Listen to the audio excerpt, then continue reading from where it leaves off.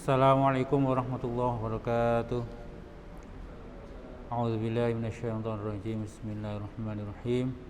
Innal hamdalillah nahmaduhu wa nasta'inuhu wa nastaghfiruh wa na'udzu min syururi anfusina wa sayyiati a'malina. May yahdihillahu fala mudhillalah wa may yudlil fala hadiyalah. Asyhadu an la ilaha illallah wa asyhadu anna Muhammadan rasulullah, amma ba'du. Hadirin kiram, para kiai, para ulama yang wajib kita muliakan, kita hormati, pada para pemirsa yang berbahagia. Alhamdulillah kita masih diberikan umur dan sehat walafiat sehingga masih bisa melaksanakan ibadah puasa dengan baik. Semoga amal kita mulai dari awal sampai akhir diterima oleh Allah Subhanahu wa taala. Amin ya rabbal alamin. Para pemirsa yang berbahagia, pada tema kali ini kami akan membahas tentang kenapa kita harus mondok. Paling tidak ada 9 alasan kenapa kita wajib mondok, namun yang kami terangkan mungkin hanya beberapa mengingat waktu yang terbatas. Yang pertama, kenapa kita harus mondok, yaitu karena pondok pesantren memiliki sanad atau silsilah keilmuan yang valid dan tersambung sampai kepada Rasulullah SAW melalui jalur sahabat, tabi'in sampai para ulama, sehingga ilmu yang kita dapatkan jelas sesuai dengan ajaran Islam karena dibawa oleh para kiai, para ulama yang itu sampai kepada Rasulullah Sallallahu Alaihi Wasallam. Salah seorang sufi terkenal yakni Syekh Abdullah bin Al-Mubarak, beliau adalah seorang murid dari Imam Maliki, pernah mengatakan al-isnadu minad-din wal isnadu laqala man syaa ma syaa. Sanad adalah sebagian dari agama. Jika ada orang mengatakan apa yang ia sampaikan dan itu menurut hawa nafsunya, maka dia akan mengatakan apa yang dia inginkan, dan itu sangat bertentangan dengan ajaran Islam, yakni harus sesuai dengan ajaran Islam dari Rasulullah Shallallahu Alaihi Wasallam. Orang yang mondok jelas dia punya guru, punya kiai, dan kiai punya guru sampai kepada Rasulullah. Sebagai contoh, di Malang ini yang banyak santrinya seperti Kiai Haji Said, beliau adalah seorang santri dari Yekhozin. Yekhozin murid dari Basim Asari. Beliau santrinya Syekhuna Khalil sampai kepada Rasulullah Sallallahu Alaihi Wasallam. Sehingga apa yang kita dapatkan dari para kiai, para ulama sampai para sahabat dapat dipertanggungjawabkan. Namun jika orang tidak mondok, maka jelas hal itu disangsikan bahwa itu dari Rasulullah. Banyak dari kelompok tertentu itu ketika mereka menerima suatu ajaran agama seringkali tidak sesuai dengan ajaran Rasulullah. Sebagai contoh, kemarin ada bom bunuh diri yang itu merenggut nyawa.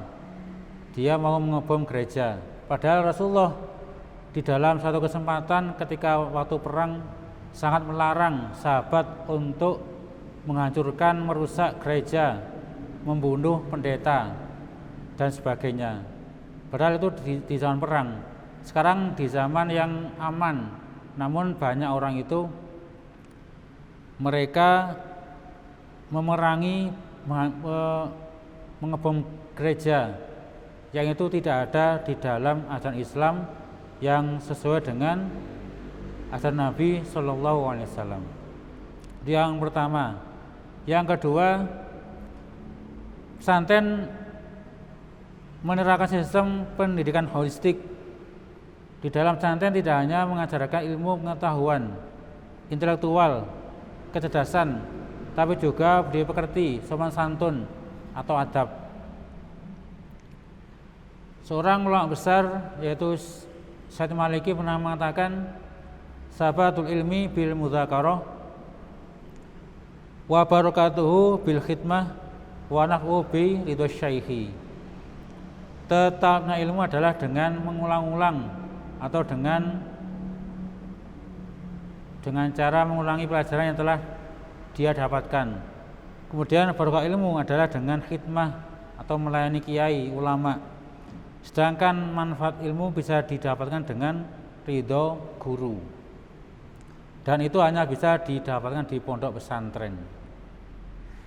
Sebagai contoh, dulu ada seorang ulama besar yaitu Mbah Maksum Lasem.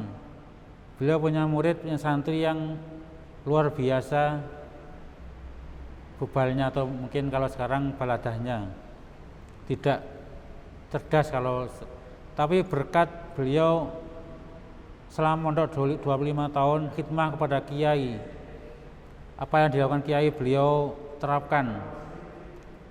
Ketika beliau sama kiai disuruh untuk membantu di dalam, beliau dengan telaten, dengan sabar mengikuti apa kata kiai, sehingga ketika pulang beliau jadi seorang kiai, bahkan punya santri yang banyak. Itu berkat beliau manut khidmah kepada sang kiai, yaitu Mbah Maksum Lasem. Karena itu seorang santri tidak hanya memiliki kecerdasan intelektual, tapi juga dia punya sopan santun, budi pekerti dan adab. Sering kita dengar al-adab fauqal ilmi. Adab itu ada di atas ilmu. Orang pandai tapi tidak punya adab, dia sama dengan lalat. Lalat itu bisa selain mencrot di atas sesuatu yang kotor. Tapi santri harus punya kesadaran, punya tata krama yang luar biasa. Dan itu dia dapat di pesantren. Ketika seorang kiai berjalan, dia harus menunduk, tidak boleh dia jalan, dia harus berhenti untuk menghormati kiai. Bahkan tidak hanya kiai, tapi dia juga harus menghormati putra maupun cucu dari sang kiai. Itulah di pesantren. Yang ketiga, kenapa kita harus mondok? Karena di pondok itu mengajarkan untuk mandiri, berjiwa sosial, punya jiwa kepemimpinan, yang itu akan dibutuhkan nanti di masyarakat. Ketika seorang mandiri, maka dia ketika hidup di tengah masyarakat, dia bisa hidup dengan baik, tidak mengandalkan orang tua. Sama dengan suatu pepatah yang mengatakan bahwa seorang itu tidak boleh terlalu bangga dengan orang tua, tapi dia harus bangga kepada diri sendiri. Dan itu bisa dia dapatkan ketika dia mondok, mulai dari kita masak, mencuci dan sebagainya, itu dia lakukan sendiri, mandiri, tidak menggantungkan kepada orang lain atau orang tua. Dan dia bisa bertahan selama puluhan tahun ketika mondok. Banyak kiai itu ketika mondok mereka kesusahan, tapi ketika sudah pulang ke masyarakat dia berhasil. Kenapa? Di pondok dia diajarkan untuk mandiri, berjiwa sosial. Ketika ada orang lain merasa kesulitan, dia membantu untuk orang tersebut. Ketika ada pelatihan maupun mungkin mudzakarah, dia bisa dengan baik. Kenapa? Karena mental sudah ditata sejak di pondok. Namun ketika di luar pondok, banyak orang itu tidak bisa mengaji dengan baik, karena yang dia dapatkan adalah dari YouTube, dari media sosial, yang itu tidak bisa dipertanggungjawabkan. Sehingga ketika ada masalah, mereka akan lalai, mereka akan susah untuk mencari solusinya. Tapi santri di mana berada, dia pasti sama dengan orang-orang yang luhur, sama dengan rumah sendiri di mana dia berada. Karena itu sebagai seorang muslim, kita wajib mondok karena banyak hal yang kita dapatkan ketika mondok.